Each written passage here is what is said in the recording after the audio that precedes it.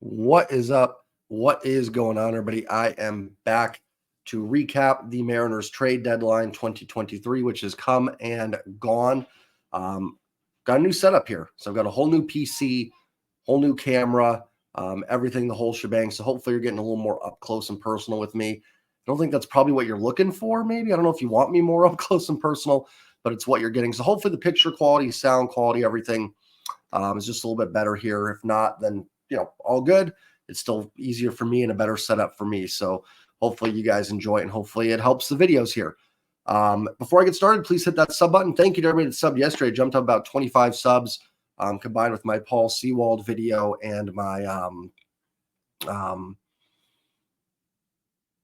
live stream and my post game yesterday. So it gained a lot of subs through that yesterday.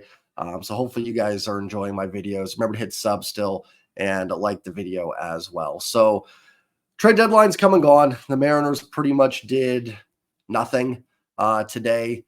They added Eduard Bizardo or something from Baltimore. Hey, listen, an arm to give a shot. This team's done a good job with bullpen arms and live arms and making them into something. So hopefully that becomes a positive for this team, and that's something that they can build off of and make him a good reliever. I'm going to talk about where they could have sold, where they could have bought, and what they ended up doing, which essentially stand pat. I'm disappointed. I would have liked to see them do something. I'll get into kind of everything here, but I wouldn't lie and say I'm disappointed. I think they could have added a couple things to make this team better. But I'll get into maybe why they didn't and where it might make sense. I'm never one to just jump in and say, well, that was stupid, and therefore they should have done without looking at the details of things. So first, let's look at the players they could have sold. There were some talks of Teoscar Hernandez, Ty France. I guess there were some talks of Tom Murphy. You could have sold some bullpen pieces as well.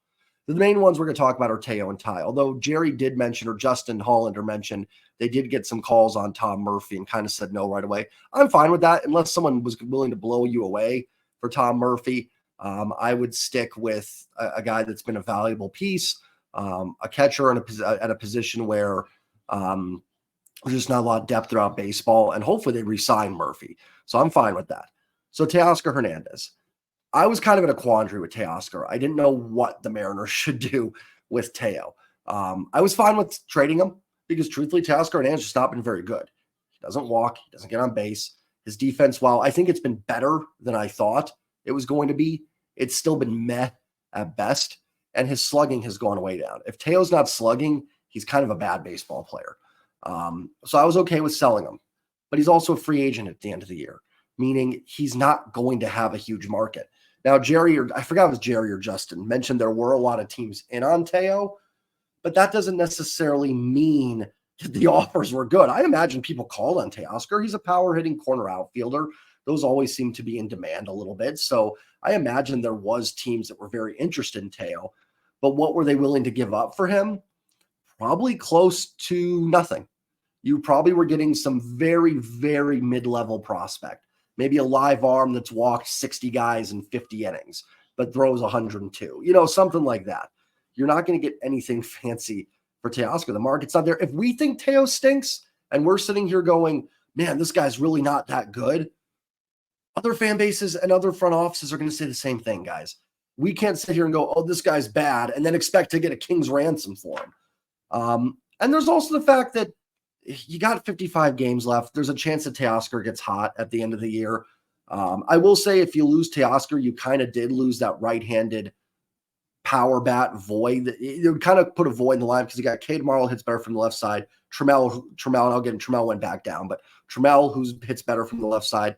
Canzone, Trammell only hits from the left side, but doesn't hit lefties very well. Canzone's another left-handed hitter. Kelenic gets back, another left-handed hitter.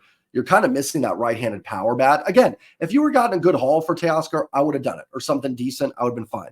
But my gut is that they did not get much in terms of an offer for Teoscar Hernandez. And if that's the case, you're 3.5 out of a playoff spot. He may just have more value to the Seattle Mariners. He may have more value to this team than he does what you would get back. And what you can do is at the end of the year, free agency hits, you extend him the qualifying offer, doesn't take it, you get a draft pick. Now, we'll see if they do that. I don't trust this ownership. I'd be very clear on that. I do not like Mariners ownership. Now I'm not quite as like, oh my God, they're evil. They made a buck. I mean, that's the goal of owning teams to make money. But I do not think it's a very good ownership group. I think that they care about winning, but I think they care more if the bottom dollar is good.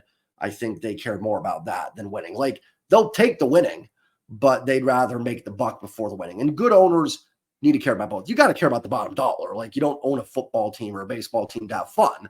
You're trying to make some money, but for your fans and for everybody, you've got to put winning as a high priority. I don't necessarily think they do.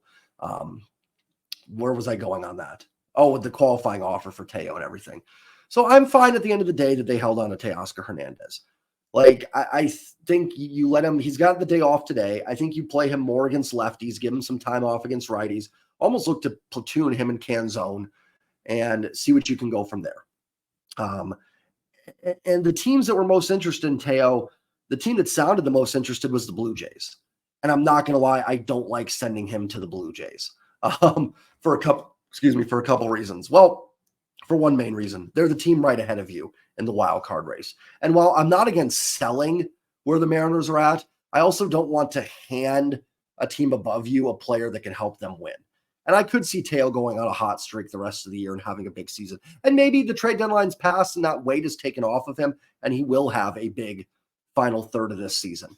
But I didn't exactly want to hand the Blue Jays a player that could help them win potentially and hurt the Mariners in the short term there. And I think that's maybe where they did say, hey, let's keep him for 2023. Let's see what happens and go from there. So I'm fine with it. The other guy they ended up holding on to was Ty France. Again, I'm actually okay with that. Now, with Teo, I think there's more replacements available on the roster. I know I talked about not having that right-handed bat, but you could just have Canzone play every day in right field. Dylan Moore can platoon with him. You've got Sam Haggerty. Like, there is some depth. There's not a lot of depth behind Ty France, unless you want Jake Shiner to play first base. And if Evan White was healthy and maybe producing, that would be an option. Here's the thing with Ty France. Now, with Teo, he's a free agent, so it doesn't really matter what his value is. If you could get something, get it. Ty France is not a free agent at the end of the year. And his value is as low as it's ever going to be. I think Teo's is too, but that was my point of like, Teo could be gone next year, so you might not have another chance to do that, to make a trade. With Ty, you do. And I think your best bet with Ty is hope he has a solid 55, 56, 57, whatever's left in the season. And maybe in the offseason, that value goes up a little bit and you can get something for him. The other thing is in the offseason, more teams are going to be involved in a trade. At the trade deadline, we love it because everybody's in on it. It's a big thing, but only half the teams are looking to buy. And how many teams need a first baseman? Maybe 4. Whereas in the offseason, maybe you get 10 or 12. I still don't think you're getting much for Ty France, but the market might go up a little bit and maybe he can get on a hot streak and help that. Not that teams are going to be like, oh no, wow, Ty to hot streak. We think he's amazing now, but it could just help get a little bit of that value back. So I think Ty France, and it's tough. Like the Mariners were in a tough spot because you've got some pieces to sell, but you are 3.5 games out. And I think Ty France has more value to you on the team than he probably does for whatever. Again, I just don't think you would have gotten much for Ty. And maybe there's a chance in the offseason you can get a little bit better deal. So I didn't have a major problem with those guys staying. And we don't know what the offers were. Like I said, I would imagine that I know some people have delusions of grandeur with it sometimes, but Teo and Ty were not going to bring you anything special. You would have gotten something. I'm sure there were, like Jerry said, a lot of calls on Teo. I'm sure there were. I'm sure 10 or 12 teams called on Teo. And they said, here's some random dude in AA or single A that's probably too old for being in single A. It just has a live arm, or a young guy that is in single A that is bad numbers but good arm, or you get an older guy that doesn't have good stuff but good numbers. Something kind of whatever. And might as well just keep them and see what happens. So the not selling, I didn't have a huge problem with. Now, and if you want my take on the Paul Sewald trade, I talked about it yesterday. I really like that trade. I think the Mariners made a good move for the short answer to it. I will miss Paul, though, big time. In terms of, let's talk about buying. And this is where I was a little disappointed with this team. I thought they could have gone out and gotten something. Now, it wasn't a very active trade deadline in general. There was a few moves. I do want to mention that the Astros got Justin Verlander, which I think is a good move for the Astros. I think it's going to help them. I saw some Mariners fans upset about that.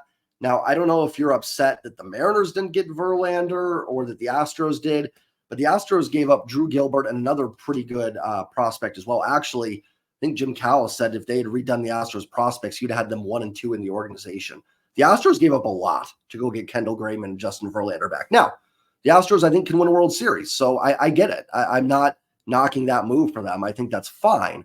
But from a Mariners standpoint, I don't even think the Mariners had the pieces to get someone like Verlander, if that's what you wanted. Nor do they need Justin Verlander at this stage in his career. And if you're mad that the Astros did that and they bought, I mean, you can't control what other teams do. So you can't really be upset about that in terms of for the Mariners. I do think I would have liked to seen this team add another starting pitcher. As the kids scream outside the door there, sorry about that. You're putting a lot of pressure now on Bryan Woo and Bryce Miller. And truthfully, Bryan Woo has not been very good the last 4 starts. And Marco doesn't show any signs of coming back. So I think they could have used a veteran 5th, 6th starter. I had mentioned Rich Hill. He went to San Diego. I don't think Rich Hill moves the needle for the Seattle Mariners. In fact, I would not have said this team is literally any better with Rich Hill. But I think it's important to get someone else in there to take a little bit of that pressure off Woo and Miller. A lot is being asked of them. Now, listen, they're major leaguers, got to handle it. But that was more where I would have liked to see them make a move there. And again, Rich Hill even cost, I think, the 16th prospect in the Padres organization. So even he wasn't cheap. It was a seller's market big time. And when you have this extra wild card now, you've got more teams in it. So you've got more teams buying, less teams selling. But the selling teams are asking for the world. I mean, the White Sox got some hauls for some of their players. You know what I mean? So you've got teams really, really that are selling that are like, give us all this or we walk. And some of these, you might have. So it's tough. And that's why I thought the Mariners were kind of in between buying and selling a little bit. I think they did a good job with that to an extent with Paul Sewald. I think they saw an opportunity in a seller's market. They feel like they have the bullpen depth, whether you agree with that or not. I think they do have that. And they were willing to trade Paul for a good return, in my opinion. But in terms of buying, I think it was tough for them. I just don't think the move was there in their mind to really go get somebody. I mean, yeah, you could have added Tommy Pham. Okay. I don't know if that moves the needle much either. I know some people were up in arms about that. I think people want trades so bad sometimes that they are like, oh my God, I had Tommy Pham. Like, really?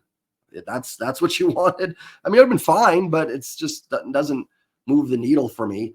I would have liked to seen a bullpen arm added. I think to offset the Paul Sewald loss. But again, bullpen arms were going for a lot. Kendall Graveman, Paul Sewald, David Robertson, Ronaldo Lopez all got pretty solid returns. I mentioned, Jason Foley, the Tigers were probably asking the world for them. He's under control for years and young. They probably wanted, they probably said, give us Cole Young or something. Who knows what they asked for. You're not doing that. They probably didn't ask for Cole Young, but you know what I mean? I was looking up some stuff for the Nationals for Kyle Finnegan. He's 31, and I saw now these are blogs. These aren't front office people. They were talking about holding on to Finnegan for King's ransom based on what Paul Sewald got. So, I mean, and I imagine, not that the bloggers have all the answers or anything, but I imagine the front offices kind of felt the same with these teams. We're holding out. And I wouldn't have done something equivalent like that to get Kyle Finnegan or to get Jason Foley. It's the days of getting those guys for cheap are just kind of done. I mean, you maybe could have gotten like Andrew Chafin. He just cost kind of it was kind of a swap for swap. But there you go. You're like, okay, you trade Topa for Chafin. That doesn't do much for you. So I would have liked to seen them do something. I'm disappointed in that for sure. So I'm not trying to excuse it, but you also have to look and say, were the moves there? Were the moves there to be made for this team? I would have liked Mark Canha. I think that would have been fine, but they kept Teoscar. So, and Canha's under control for next year. So maybe say, well, Canha would have been a better option. Maybe it would have been. But, going forward, Canha or Teoscar this year, I'm so-so. And let's see what they do in the offseason before we rip them not bringing in Mark Canha for this year and next year. You know what I mean? Let's see what they do in the offseason before we go, how dare they not trade Teo and go get Mark Canha? Like I mentioned Rich Hill. Would that have been a nice addition? Sure, I think it would have helped this team. Would give him a good veteran presence at the end of the rotation. But do I think Rich Hill moves the needle for this team? No. Justin Hollander was on, and he talked about making this lineup better, and he thinks they have. And you guys are going to get on me and say, oh, here's Jay defending the front office. I think he's right. I think this lineup is better. Look at the lineup today. It's as good as a lineup I think as they've rolled out in a long time. Colton Wong was DFA today. Taylor Trammell's back down, and then Juan Ten is back down. Tyler Thornton's up. Rojas is brought in, and then Canzone. The lineup looks pretty good today. You've got Canzone in there. You got Teo day off against a righty. Rojas is in at second base. I think he's right. I think the lineup is better. Now, is it, at the cost of something on the major league roster? Yes. But you do have some good bullpen depth. You have Topa, Sewald, Brash, Spire. You've got some live arms with Baroa, Sweet that can maybe make an impact. We'll see. So they did make some additions, guys. Like the Paul Sewald trade, those were major league ready players. I mean, if they just would have gone out and gotten today, let's say they got the equivalent of let's say they didn't make the Sewald trade and they got a Josh Rojas today for something. Okay, that's an improvement. You know what I mean? So they did go out and make some additions to this lineup. The lineup is better. It is. So there's not much to talk about with it. I don't love it. I would have obviously liked to see more activity. I mean, it would have been better for my channel to have more activity from this team at the deadline. But I don't think it was necessarily a terrible, well, how do I word it? I don't think the value is there for the selling. I don't think, especially with them in contention. If they were out of contention, then yeah, I think they would have shipped Teo off for whatever. I think they'd be fine. Well, sure, we're going to lose him anyways. What's the difference? But being in contention, I think that they kind of had to play both sides there a little bit. And what they would have gotten for Teo, I don't think would have been worth the chance that he can help them make a run at the end of the year. I think Ty France, I really think those would have gotten a bag of peanuts. I don't think Ty France has really any value right now. So I'm not going to get on too much for selling. Would have liked to have seen a couple additions. I think there's some things they could have done. And the other thing is too, it's hard to criticize because what teams got, we also know what moves weren't made. We don't know what players were available. We don't know. They kind of said they hung up the phone with Tom Murphy when they got calls on Murphy. I might have listened. Who knows maybe teams were offering a pretty good haul for Murphy. Who knows? I think Murphy might have had more value than Ty and Teo, to be perfectly honest. I think Murphy would have gotten you more than either one of those guys. Tell me I'm crazy. I think Murph would have gotten you more. But that they wanted to hold on to Murphy. And I respect that. I would have too. I hope they bring back Murphy next year.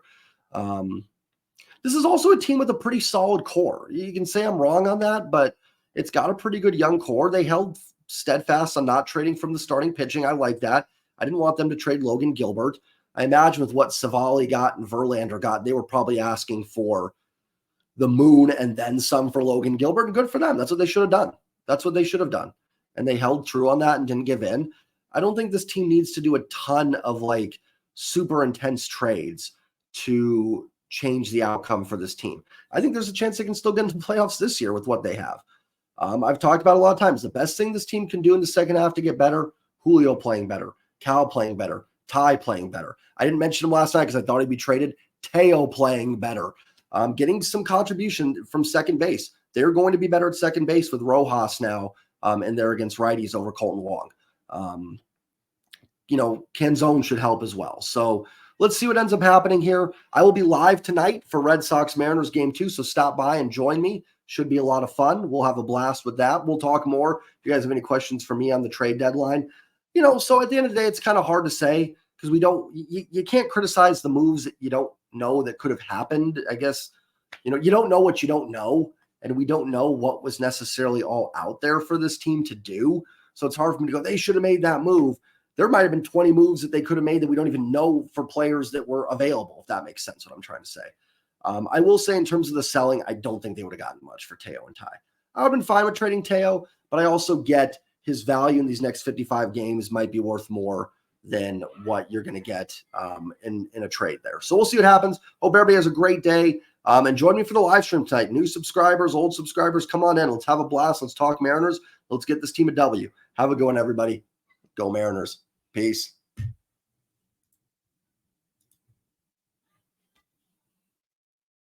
Oh, maybe I should probably hit